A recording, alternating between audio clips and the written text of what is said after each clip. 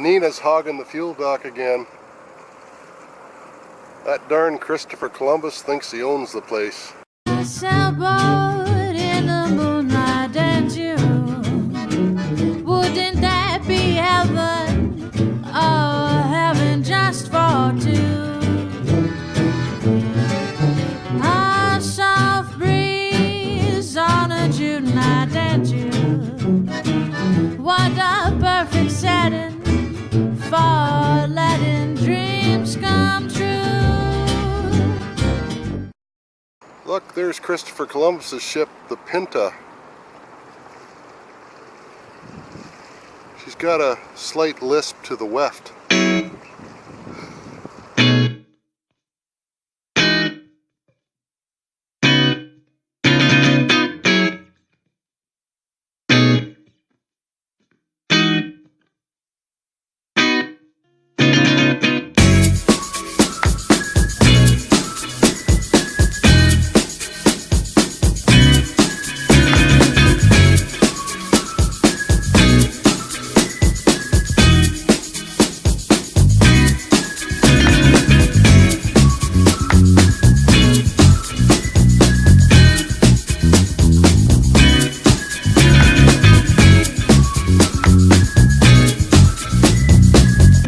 From the Corpus Christi Bayfront tonight. The city's last remaining Columbus ship replica, La Nina, is underwater. Behind me, marina officials say they will have divers look this week to see how exactly the ship sunk in the first place. Now, the 25-year-old ship was given to the city from Spain. It was the last of 3 built by the Columbus Foundation in the late 1980s. Now, this isn't the first time the ship has sank. After Hurricane Harvey, the pumps failed because they didn't have any electricity, and it took the Columbus Sailing Association several months and $20,000 in donations to get the ship back above water. Since then, in June 2018, the city has been trying to find new owners to restore it.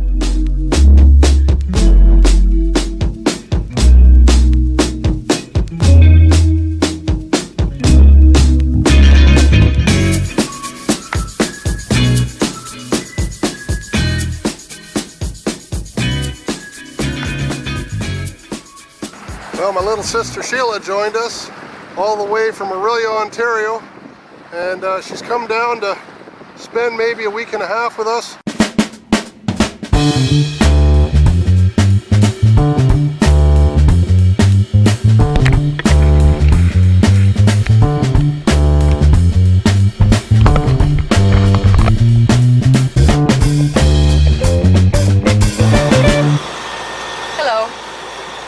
I'm Sheila, Chris's sister, baby sister, much younger. I just thought I'd take a moment here in the quiet corner of the boat.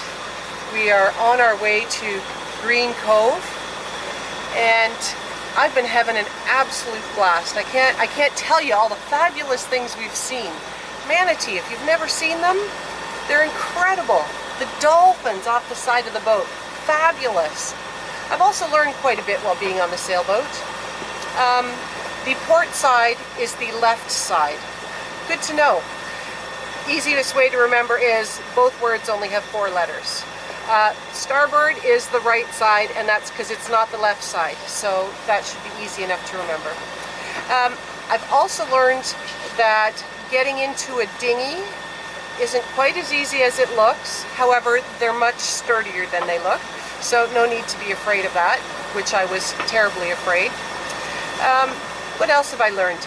Small kitchens only need 1 cook, and we'll also only need 1 person being the captain. Apparently they've been on this boat for a while, and my advice is not really needed. They do see everything.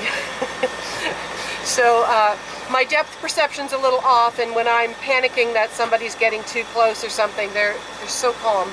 And calm is the best way to be on a sailboat, because why ruin the day?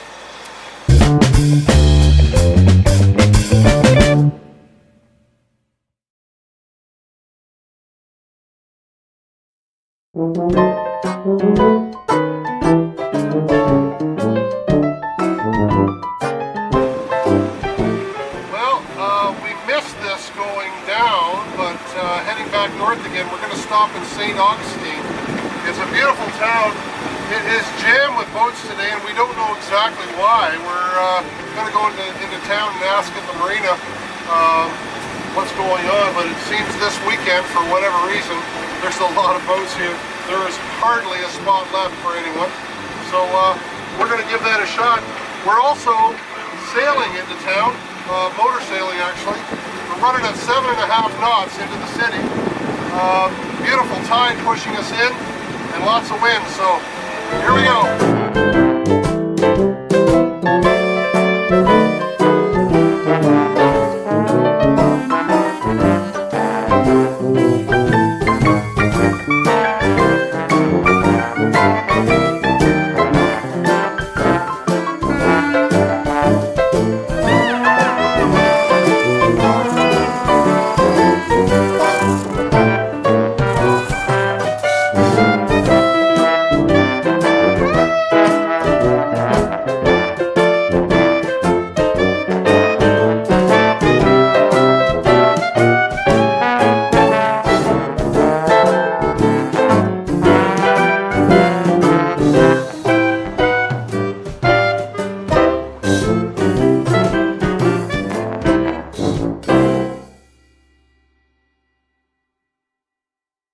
Referred to as, the fort, which stands for the Castle of St. Mark's. So, if this is your destination, it'll be safe to exit.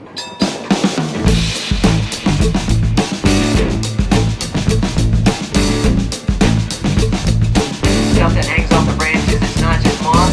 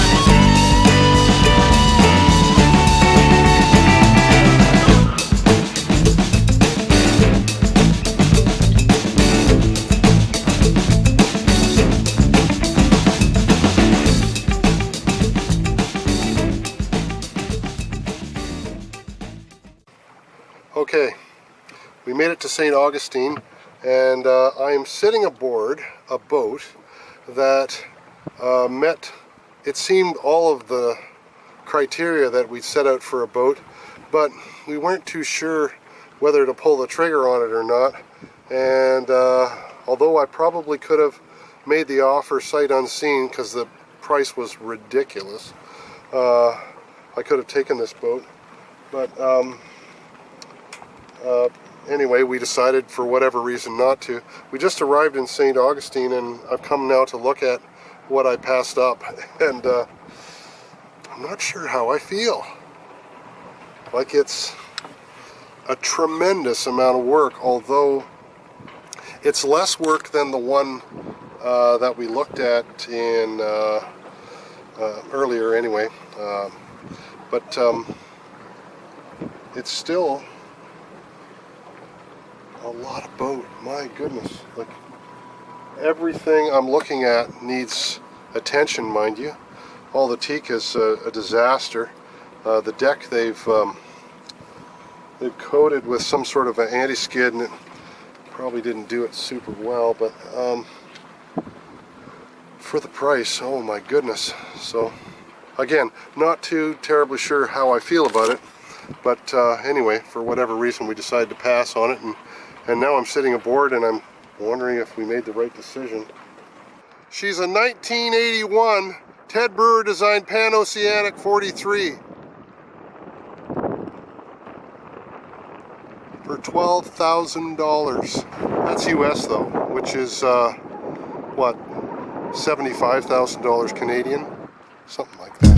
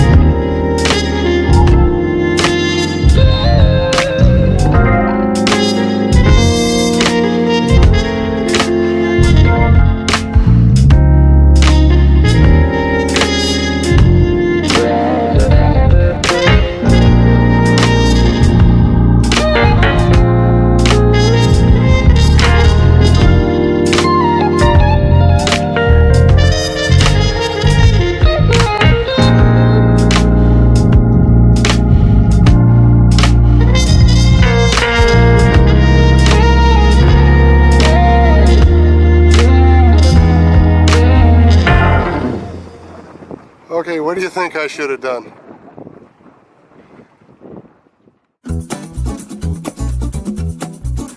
And now it's time for a segment we like to call Cool Boats We Like.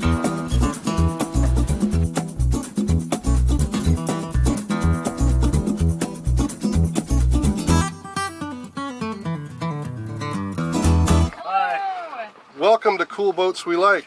Thank you. Yeah. So maybe you just want to tell us your names and before we get started, so everybody knows who you are. Rosemary, Victor, Embry. Yeah. William Embry. There you go. And the name of your boat? Paloma. Paloma. So what does Paloma mean? What is that? It means white dove. Or pigeon Or in pigeon. Spanish. Yeah. And then it's also Mexican tequila cocktail. Oh, really? Yeah. So which do you prefer? Probably The cocktail? That says a lot about you. Yeah. And also, That's cool. Pigeon. I believe there's a Spanish or not a Spanish, but a nautical translation. Well, it is Spanish, but it's the nautical translation of white caps. Oh, wow. Yeah. Not really sure where the name came from. It was one of the previous owners. Yeah. And you just left the name on it, yeah? Yeah. So this is a really special boat. It's not built in America. Can you tell us about the make and model of it? Yeah, it's a Hagberg Rossi 312. They're built in Sweden. Wow. So this boat came a long ways before it reached the United States. Yeah. It's a 1986 model. Was it sailed over here, Rosemary? Or? Correct. Yeah, the previous owner was a young woman, and her and a friend sailed it across the Atlantic. Wow. So it's really a tough little boat. Yeah, it sure is. Yeah. And where have you been with it? We've taken it through the Bahamas, through the Berry Islands, down the Exuma chain, back up through Eleuthera, the Abacos, and Along here, the Florida coast. yeah, along the Florida coast to where we are today here in Green Cove Springs. And do you have long-term plans for this boat? Where do you want to go with it? We're going to leave it on the hard here in storage for a few months during hurricane season, and then we'll pick back up where we left off and probably do another tour through the Bahamas, and that'll be for winter. And then spring and summer, we're thinking about taking it up the East Coast, maybe up into Canada. Woohoo! Yeah. Well, there's a lot of Canadians that cruise during the winter, I believe. We've met a lot of Canadians along the way and made some great friends. Yeah. So, Rosemary, what do you love about this boat? I love that I can trust her. You know, I can put all my faith in her and she'll get us there. Yeah. So that's my favorite thing, I think, is that how reliable she That's is. quite a testimony. My goodness, eh? And Will, what is it you love about it? A lot of different things. You know, she's easy to handle, small enough to maneuver in and out of tight spaces. She's not too overpowering for me. She's nearly like a new boat. New engine, new electronics, you know, new rigging, new sails. I mean, pretty much the whole 9 yards. So you didn't do all that yourself? Not all. Some. Did the rigging, some electronic work, electrical work. But the previous owner put a new engine, in it. Yeah, and some of the other electronic package in the sails. Yeah, So what would you change?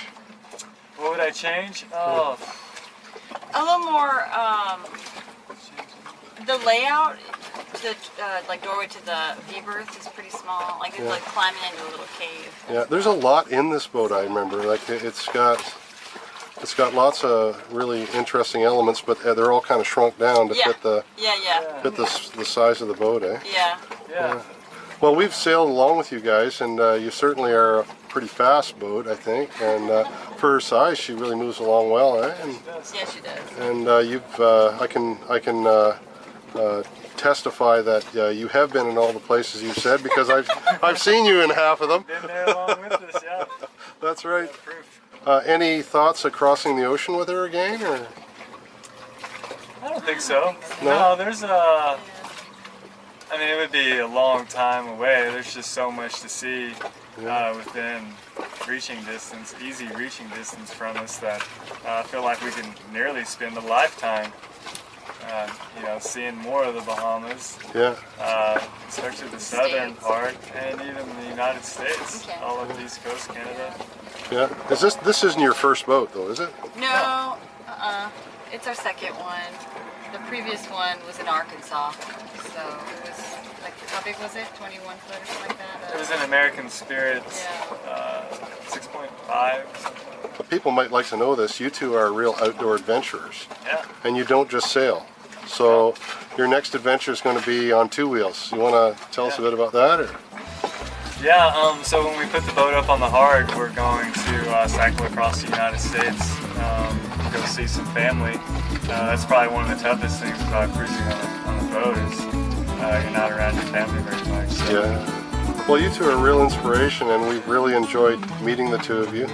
And your boat is beautiful, as are the two of you, and we wish you well in everything you do. All right. Thank you. Thank you. Yeah. This is the cutest little stove.